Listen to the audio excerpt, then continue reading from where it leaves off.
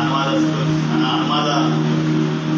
స్థితిలో ఎంతో మంది బ్రతుకు మీద ఆశ లేక బ్రతకాలని ఆశ లేక ఉన్నటువంటి సమస్యలను బట్టి ఉన్నటువంటి దుఃఖాన్ని బట్టి చేసిన పాపాన్ని బట్టి ఎంతో మంది తండ్రి వారే చదువుకుంటున్నారు.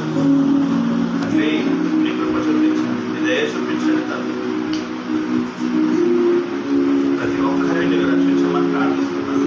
ఈ సమయంలోనైనా దైవ సేవకులకు, స్వార్థికులకు, అయ్యా నీ పని కొరకు కష్టపడేటువంటి ప్రతి సేవలోనైనా ఎంత కష్టపడ్డానైనా ప్రతిఫలం చూడనటువంటి వారి జీవితంలో నీ సేవలో కష్టపడుతున్న వారికి మంచి జవాబును అనుగ్రహించండి. నూతన సంఘాలను ఆయన అనుగ్రహించండి.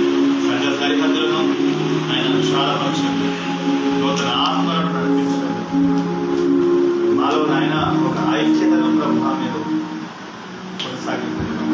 మీ కృపతో నాయన జ్ఞాపకం చేసుకోండి.